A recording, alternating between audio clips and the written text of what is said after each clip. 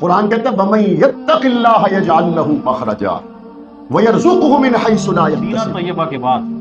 پہلی ریاست ہے جو کلمہ طیبہ کے نام سے معروف ہوئی، اس کو تو ایک قائدانہ کردار ادا کرنا چاہیے۔ اگر تو اس ملک کو حاصل کرتے وقت قربانیاں فرانس نے دی تھی، اگر تو اس ملک کو حاصل کرتے وقت گردنیں فرانسیسیوں کی کٹی تھی، آقا علیہ الصلوۃ والسلام کی ذات بھی پاکستان میں محفوظ نہ ہو تو میرے جینے کا مقصد بنتا نہیں۔ تمام مذہبی قیادت کو بٹھا کر دونوں طرف سے سنجیدگی کے ساتھ فیصلے ہونے چاہیے تاکہ یہ اٹھنے والی تحریک غلط ہاتھوں میں نہ چلی جائے، اور پاکستان کسی بھی ایسے حالات کو متحمل نہیں ہے۔ اعوذ باللہ من الشیطان الرجیم۔ فرش سے تا عرش ہیں یہ سب زمانے آپ کے، فرش سے تا عرش ہیں یہ سب زمانے آپ کے۔ اللہ نبی بعد، اما بعد، اعوذ باللہ من الشیطان الرجیم، بسم اللہ الرحمن الرحیم۔ سب سے پہلے ڈنمارک، ناروے، جرمنی، ان ممالک نے ہمارے نبی صلی اللہ علیہ وسلم کے خاکے شائع کیے، کارٹون بنائے، اور پوری دنیا کے اندر انہیں اظہار آزادی رائے کا نام دے کر ایک عجیب انداز اختیار کیا گیا۔ اس وقت پوری مسلم امہ کی طرف سے، بالخصوص اسلامیان پاکستان کی طرف سے بھرپور رد عمل، احتجاج سامنے آیا، بات آئی گئی ہو گئی۔ اس کے بعد پھر فرانس نے یہ ناپاک جسارت کی، اور اس نے اظہار آزادی رائے کے نام پر ہمارے نبی صلی اللہ علیہ وسلم کے خاکے اور کارٹون شائع کیے، اور پوری مسلم امہ کے اندر ایک چنگاری اور ایک آگ لگی، اور بھرپور رد عمل سامنے آیا۔ ہمارے پاکستان میں بھی مذہبی جماعتوں کی طرف سے، مختلف سیاسی جماعتوں کی طرف سے، مذہبی کارکنوں کی طرف سے اپنے جذبات کا اظہار کیا گیا، مظاہرے ہوئے، سیمینار ہوئے، جلسے جلوس ہوئے، بہت کچھ ہوا۔ اسی تناظر میں سب سے بڑا جو مطالبہ تھا وہ یہ تھا کہ فرانس کے ساتھ سفارتی تعلقات منقطع کر کے اپنے سفیر کو واپس بلایا جائے اور ان کے سفیر کو واپس بھیج دیا جائے۔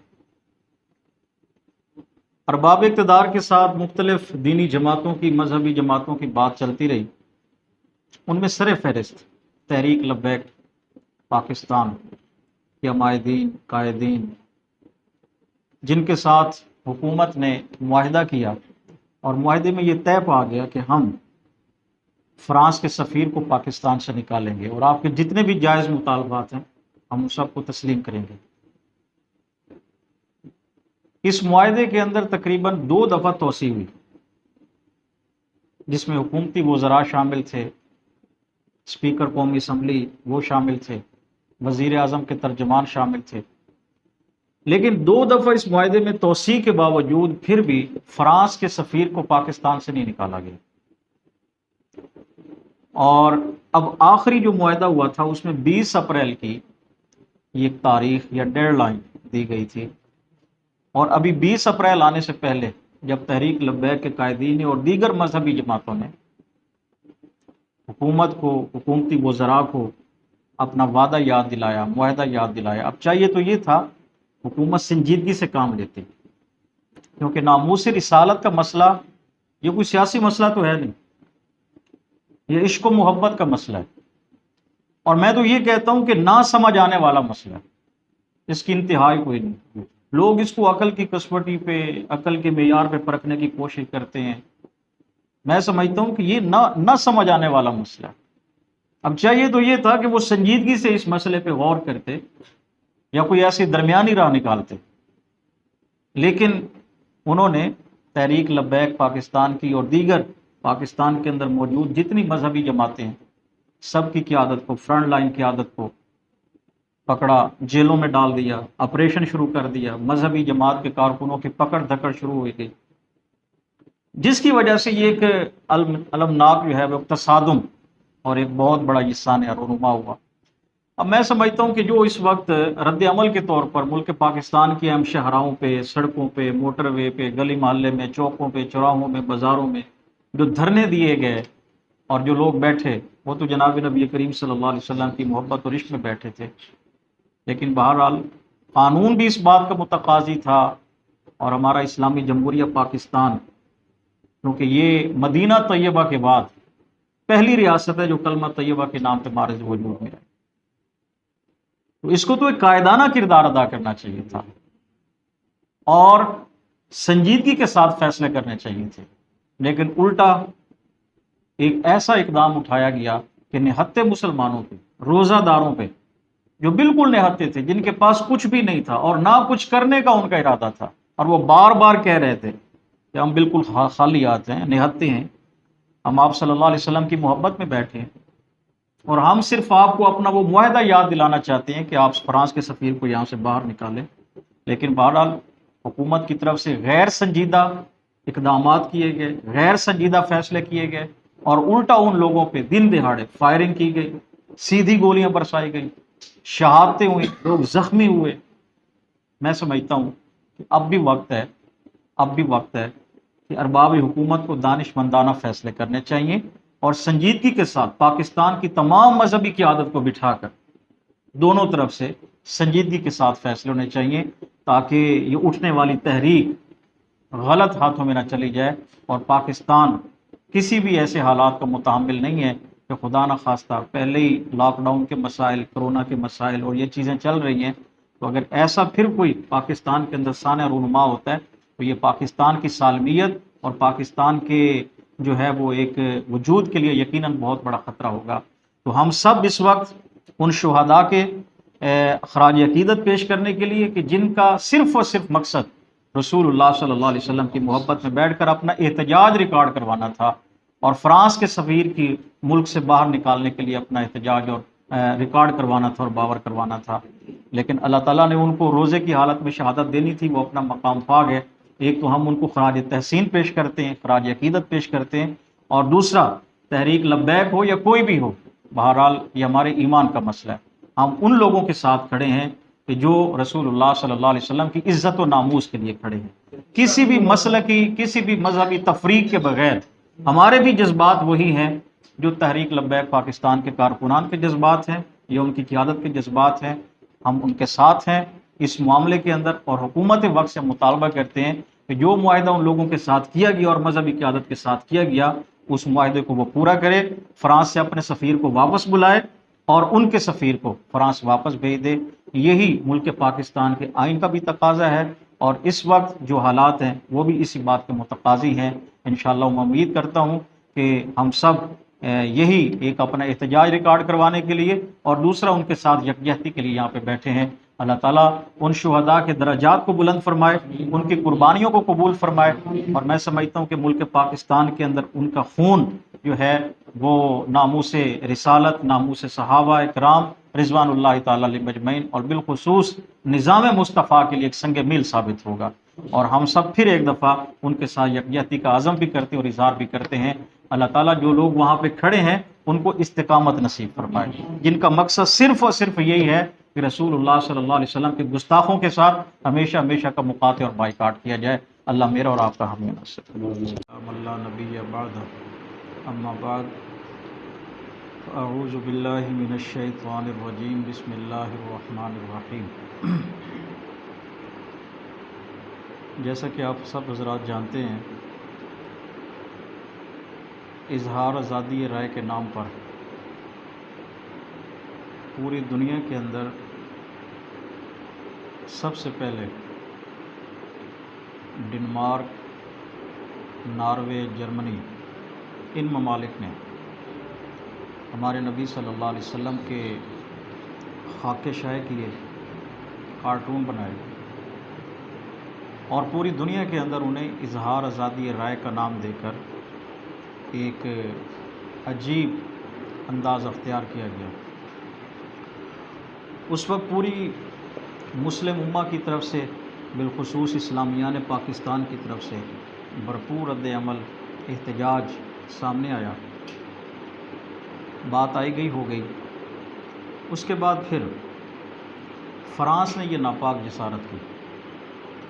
اور اس نے اظہار آزادی رائے کے نام پر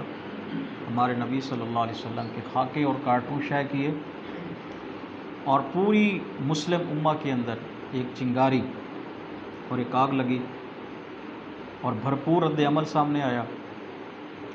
ہمارے پاکستان میں بھی مذہبی جماعتوں کی طرف سے، مختلف سیاسی جماعتوں کی طرف سے، مذہبی کارکنوں کی طرف سے اپنے جذبات کا اظہار کیا گیا، مظاہرے ہوئے، سیمینار ہوئے، جلسے جلوس ہوئے، بہت کچھ ہوا۔ اسی تناظر میں سب سے بڑا جو مطالبہ تھا وہ یہ تھا کہ فرانس کے ساتھ سفارتی تعلقات منقطع کر کے اپنے سفیر کو واپس بلایا جائے اور ان کے سفیر کو واپس بھیج دیا جائے۔ ارباب اقتدار کے ساتھ مختلف دینی جماعتوں کی، مذہبی جماعتوں کی بات چلتی رہی، ان میں سر فہرست تحریک لبیک پاکستان کے عمائدین، قائدین، جن کے ساتھ حکومت نے معاہدہ کیا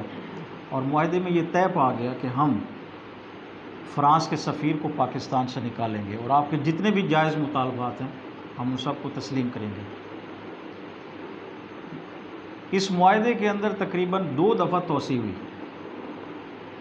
جس میں حکومتی وزراء شامل تھے، اسپیکر قومی اسمبلی وہ شامل تھے، وزیر اعظم کے ترجمان شامل تھے،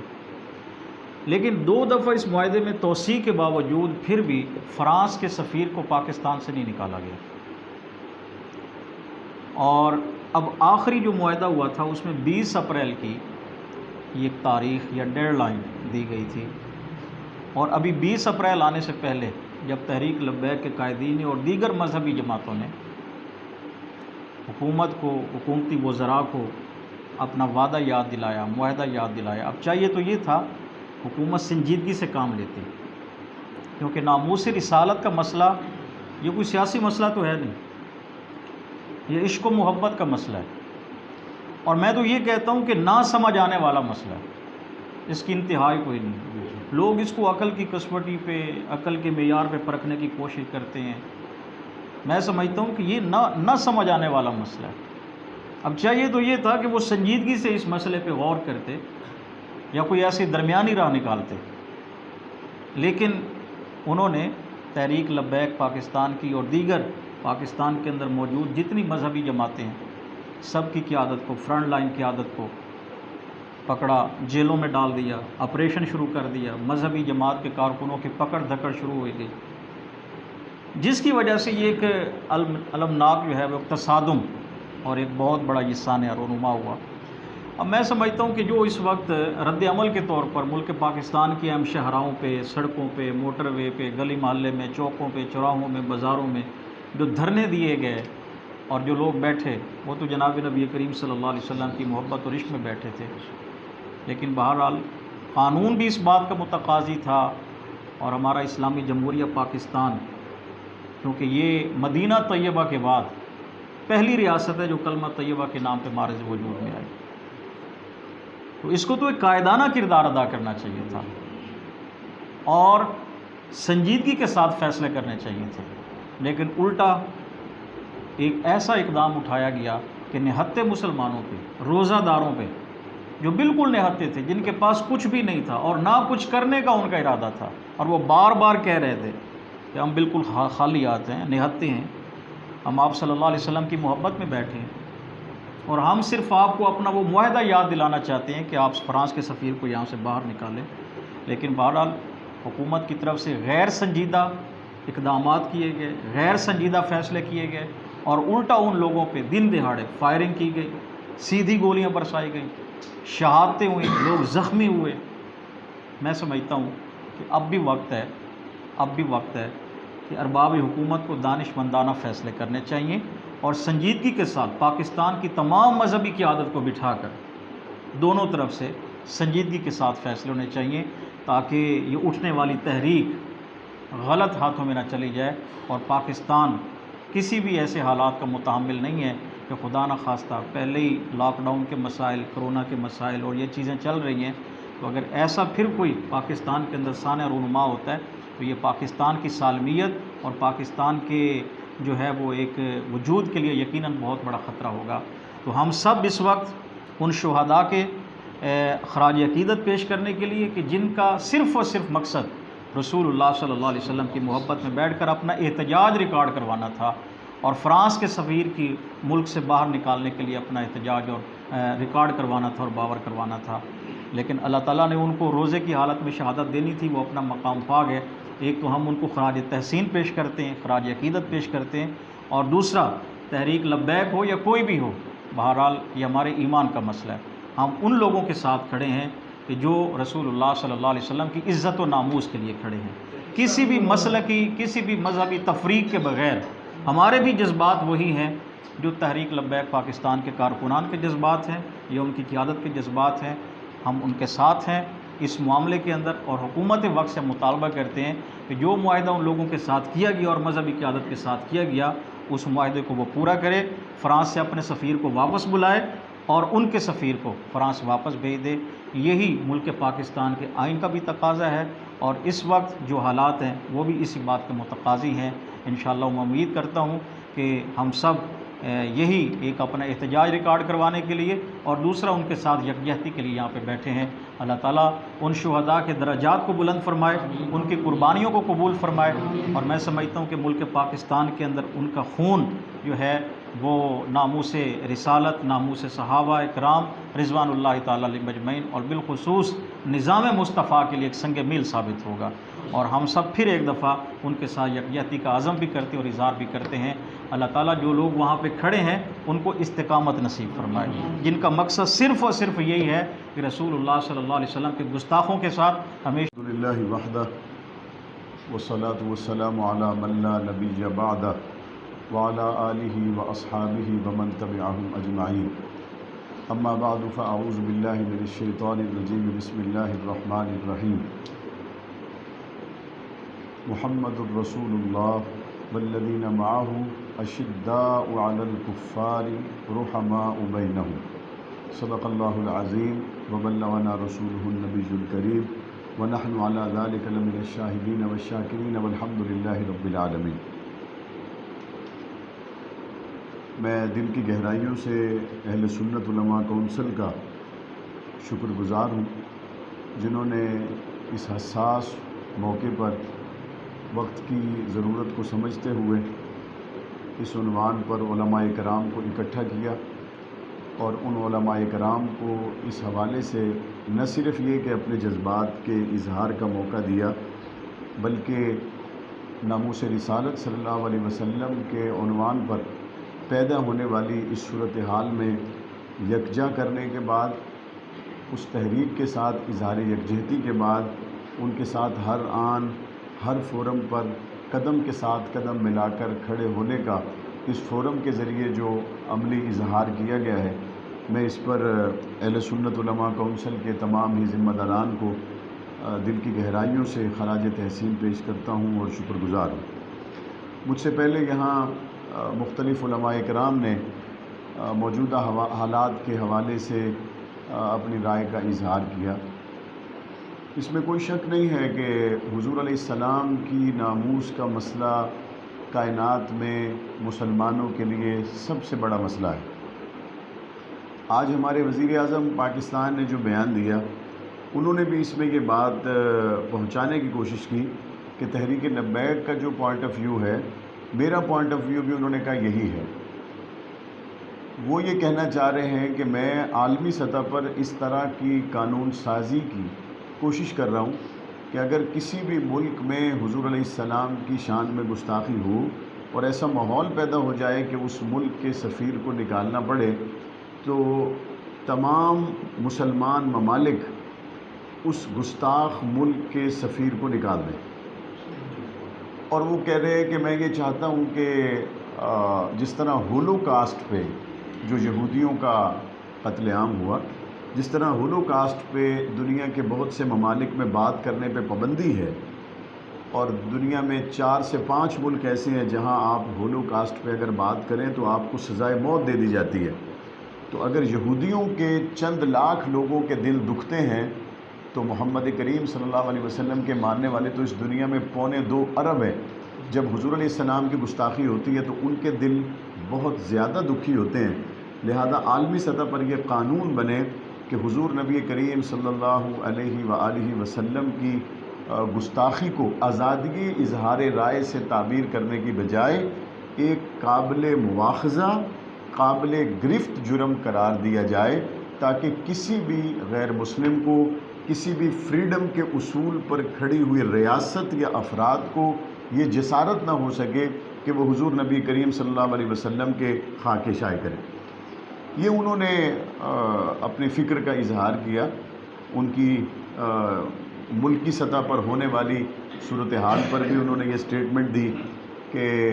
40 پولیس کی گاڑیاں جل گئی، 4 پولیس والے شہید ہو گئے، ملکی املاک میں توڑ پھوڑ کا ماحول پیدا ہوا اور ملک میں جلاؤ گراؤ کی صورتحال پیدا ہوئی۔ یقیناً اس سے تمام پاکستانیوں کے دل دکھے ہیں۔ جو یہاں پولیس والے شہید ہوئے، ان کی لاشیں جن گھروں میں آئیں، ان کو فرانس کے طریقے کے مطابق نہیں دفنایا گیا، 4 تکبیروں کے ساتھ ہی ان کا جنازہ پڑھا گیا ہے۔ جو پولیس والے شہید ہوئے ہیں، ان کے جنازے میں کھڑے ہونے والے امام نے حضور علیہ السلام پر ہی درود پڑھا ہے۔ جو پولیس والے شہید ہوئے ہیں، ان کو جب دفنایا گیا تو قرآن مجید کی آیات پڑھ کے قبلے کی طرف منہ کر کے دفنایا گیا، اور ان کی اولادوں کے ساتھ ہماری محبت ہے، اظہار ہمدردی ہے۔ پولیس والے جو شہید ہو گئے، ان کے خاندانوں کے ساتھ ہمیں اظہار ہمدردی ہے۔ لیکن میں عمران خان صاحب سے یہ کہنا چاہتا ہوں، آپ نے 40 جلی ہوئی گاڑیوں کا ذکر کیا، آپ نے توڑ پھوڑ کی بات کی، آپ نے پولیس کے 4 شہداء کا تذکرہ کیا۔ اچھا ہوتا کہ آپ ناموس رسالت صلی اللہ علیہ وسلم کے عنوان پر رواں ہفتے میں جو 2 درجن کے قریب لوگ شہید ہوئے، آپ ان کا بھی تذکرہ کرتے۔ اچھا ہوتا جو حضور علیہ السلام کی عزت اور حرمت کے لیے اپنے گھروں سے نکلے تھے، ان کے سینوں میں جو گولیاں لگی ہیں، آپ ان زخمیوں کے ساتھ بھی اظہار ہمدردی کرتے۔ آپ ان بوڑھی ماؤں کے ساتھ بھی اظہار ہمدردی کرتے جنہوں نے اپنے بیٹے کو گھر سے دعا دے کے بھیجا کہ بیٹا حضور کی عزت کی بات آئی ہے، گھر سے نکل جا۔ آپ اس ماں کے بھی جا کے اشک شوئی کرتے، اور اس بوڑھے باپ کے سر پہ بھی ریاست ماں کی طرح ہوتی ہے، جا کے ہاتھ رکھتے، جس نے اپنے جوان بیٹے کو یہ کہہ کے گھر سے روانہ کیا کہ فرانس نے گستاخی کی ہے اور تجھے اس وقت باہر جانا روٹی کمانے کے لیے ضروری نہیں ہے، بلکہ محمد کی آبرو کے لیے جانا ضروری ہے۔ آپ ان کی اشک شوئی بھی کرتے، یہ ضروری تھا۔ لیکن بہرحال کسی بھی وجہ سے آپ نے ان کا تذکرہ نہیں کیا ہوگا۔ لیکن ایک بات آپ نے کہہ دی کہ ٹی ایل پی کا اور ہمارا مقصد ایک ہی ہے، اور ٹی ایل پی یہ چاہتی ہے کہ فرانس کے سفیر کو نکال دیا جائے۔ پہلی بات تو یہ ہے کہ ٹی ایل پی یہ نہیں چاہتی، پاکستان کے 22 کروڑ مسلمان یہ چاہتے ہیں کہ فرانس کے سفیر کو نکال دیا جائے۔ آپ یہ کہتے ہیں کہ اگر ہم فرانس کے سفیر کو نکال دیں گے تو اس سے مسئلہ حل نہیں ہوگا۔ آپ مغرب کو بہتر جانتے ہیں، وہ مزید گستاخیاں کریں گے۔ دیکھیں 2 باتیں علیحدہ علیحدہ ہیں، ان دونوں باتوں کو ملانا نہیں چاہیے۔ پہلی بات یہ ہے کہ فرانس نے جو گستاخی کی ہے وہ سرکاری سطح پر گستاخی کی ہے۔ دوسرے ممالک میں، امریکہ میں، یورپ کے دیگر ممالک میں جب گستاخی ہوتی ہے تو وہ کسی آدمی کا ذاتی فعل ہوتا ہے۔ ذاتی فعل کو تحریک لبیک نے اور یہاں پر موجود کروڑوں مسلمانوں نے بہت سے ممالک کے اندر ہوتے ہوئے دیکھا، لیکن انہوں نے اس ملک کے سفیر کو نکالنے کا مطالبہ نہیں کیا۔ امریکہ میں گستاخی ہوئی ہے تو نہیں کہا گیا کہ امریکہ کے سفیر کو نکال دیں۔ کیوں؟ کیونکہ امریکہ کی حکومت اس گستاخ کے ساتھ کھڑی نہیں ہوئی۔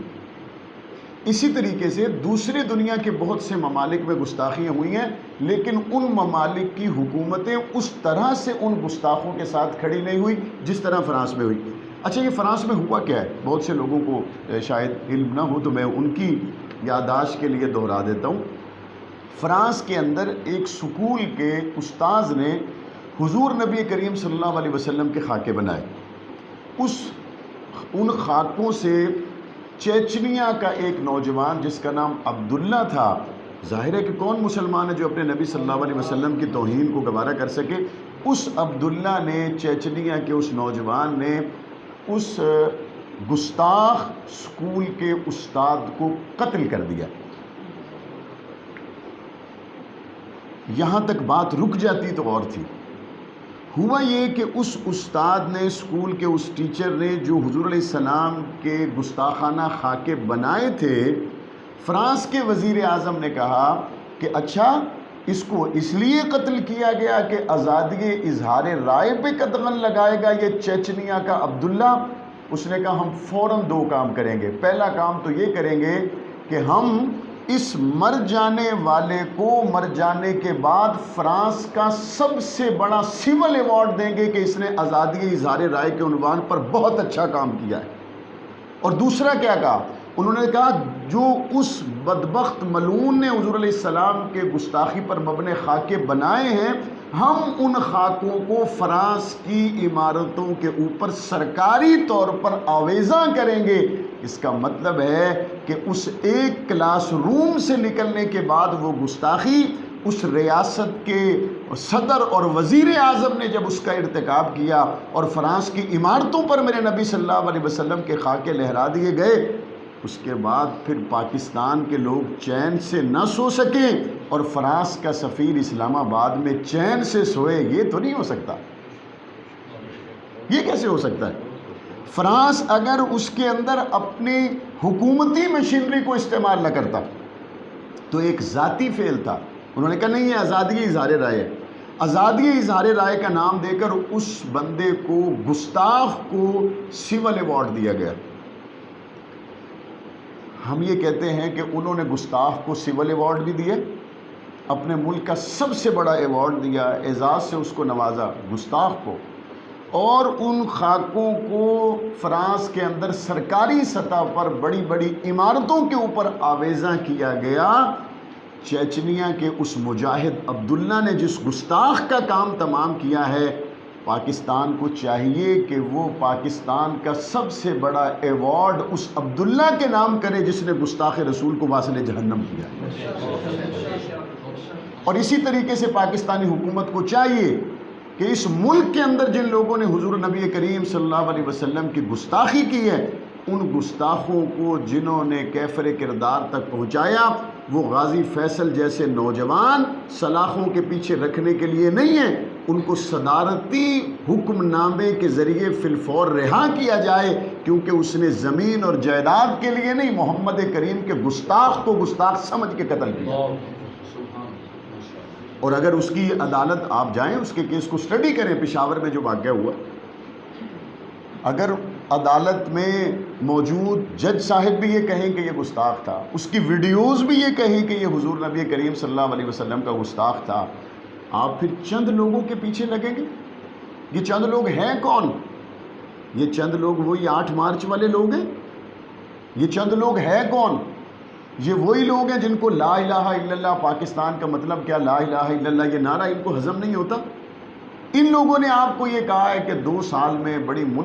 مشکل سے معیشت مضبوط ہوئی ہے، بڑی مشکل سے ہم بہتری کی طرف جا رہے ہیں، بڑی مشکل سے ہمارے حالات بند ہو رہے ہیں، ہم فرانس کے سفیر کو نکالیں گے، فرانس کو فرق نہیں پڑے گا۔ وزیر اعظم صاحب آپ کہتے ہیں فرانس کو فرق نہیں پڑے گا لیکن ہمیں فرق پڑے گا۔ وزیر اعظم صاحب آپ کیا کہتے ہیں؟ ہم فرانس کے سفیر کو نکالیں، فرانس کو فرق نہیں پڑے گا لیکن ہماری معیشت تباہ ہو جائے گی۔ عمران خان میں صرف ایک بات کہنا چاہتا ہوں، محمد کی عزت پہ پہرا دے کے بھی کبھی کسی کو خسارے ہوئے؟ حضور کی عزت پہ پہرا دے کے کبھی کسی کو خسارے ہوئے؟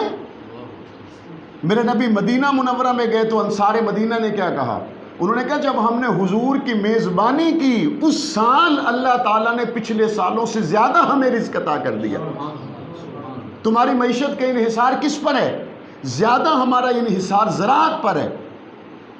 فرانس بارشیں نہیں برسا سکتا،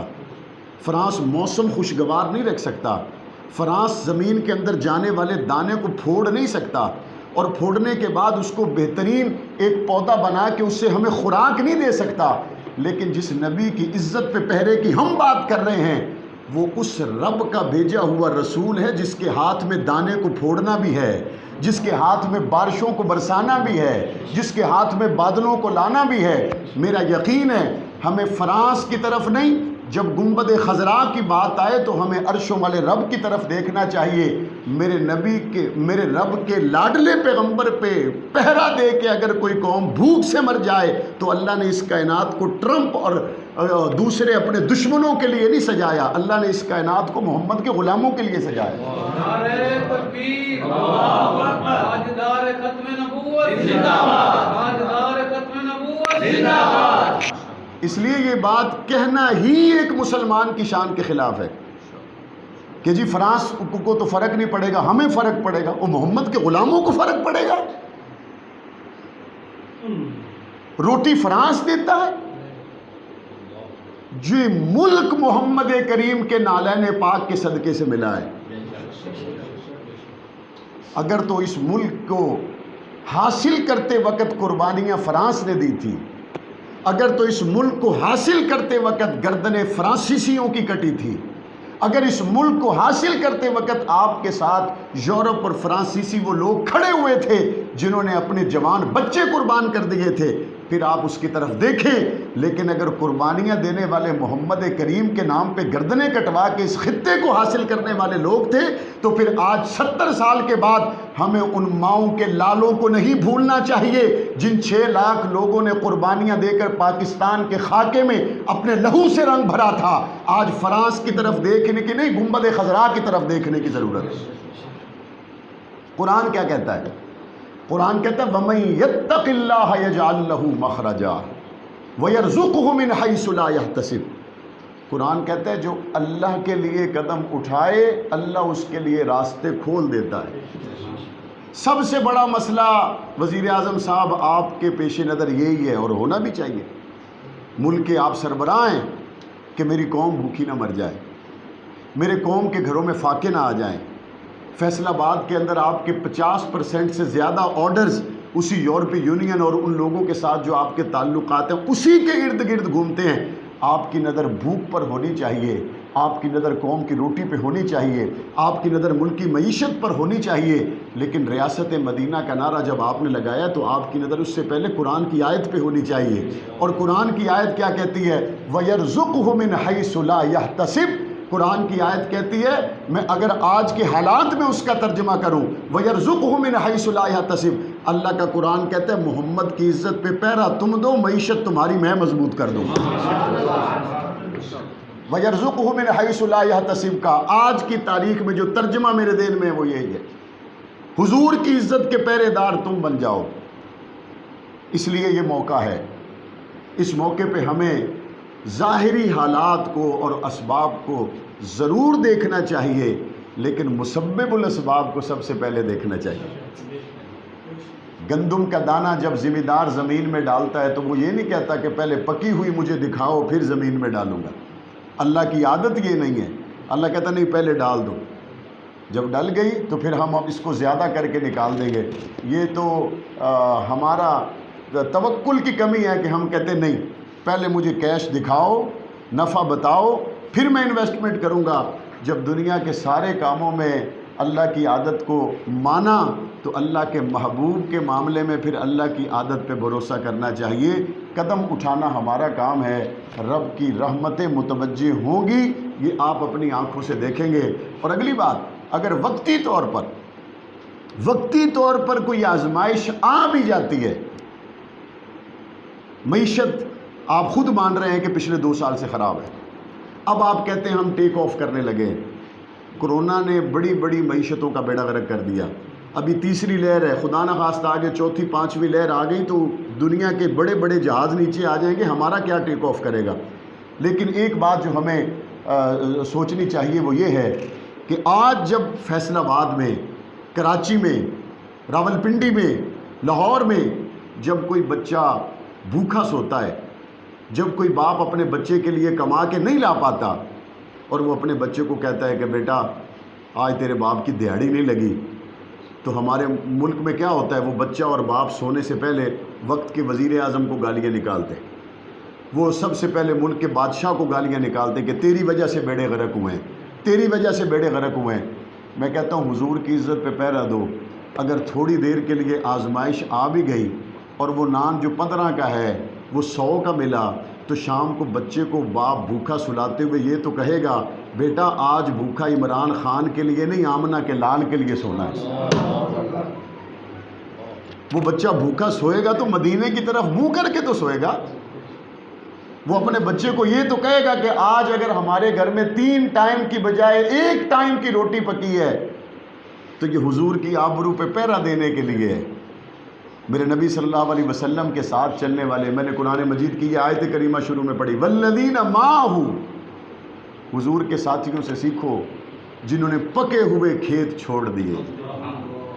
جب جنگ تبوک کی بات آئی حضور کے صحابہ نے پکے ہوئے کھیت چھوڑ دیے۔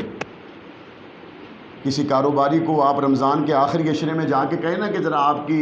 گارمنٹس کی دکان ہے، آپ کی جوتوں کی دکان ہے، چھوڑ دے، وہ کہتے ہیں نہیں بھائی دکان سے نہیں میں اٹھ سکتا، میرے پورے سال کی روٹیاں اسی کے اندر ہے۔ اللہ کے حبیب نے فرمایا محمد کریم کے غلاموں نکلنا ہے۔ یا رسول اللہ کدھر؟ فرمایا جنگ تبوک کے لیے، روم کے مقابلے میں جانا ہے، اس وقت کی سب سے بڑی سپر طاقت۔ صحابہ کے کھیت بالکل تیار تھے، سیزن کے دن تھے، سارے سال کی روٹیوں کا انحصار اسی پر تھا۔ کسی نے مڑ کے کھجوروں کے باغات کو نہیں دیکھا، ہر کسی نے محمد کی بات کو دیکھا۔ کسی نے کھجوروں کے باغات کو نہیں دیکھا، ہر کسی نے کمبلی والے محمد کی بات کو دیکھا ہے۔ ہم بھی یہی کہتے ہیں، آج ابو بکر صدیق کے عمل سے سیکھیں۔ ابو بکر صدیق رضی اللہ تعالیٰ عنہ حضور کے وصال کے بعد اندرونی بیرونی سازشوں میں گھرے ہوئے تھے، لیکن انہوں نے کہا نہیں، جھوٹے نبوت کے دعوے داروں کے تلوار ابو بکر کی چل کے رہے گی۔ یہ نہیں ہو سکتا کہ ابو بکر زندہ ہوا، ینقص الدین وانا حی۔ اس لیے مسلمان کی غیرت ایمانی کا تقاضا وہی ہے جو اس وقت ہمارے پاکستان کے اندر برسر پیکار ہمارے بزرگ، ہمارے تمام مسالک کے نوجوان، علماء، شیوخ کر رہے ہیں۔ ہم اس سیمینار کے ذریعے اپنے ان تمام شہداء کے ساتھ اظہار محبت اور ایصال ثواب اور ان کے ورثاء کے ساتھ اظہار یکجہتی اور ناموس رسالت صلی اللہ علیہ وسلم کے عنوان پر اٹھنے والی اس تحریک کے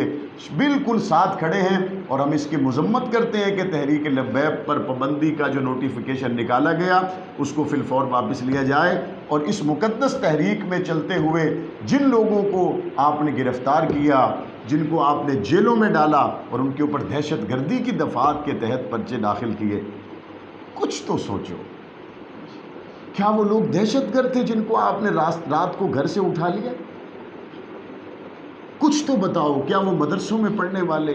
کیا وہ مسجد میں اذان دینے والے؟ کیا وہ ریڑیاں لگانے والے؟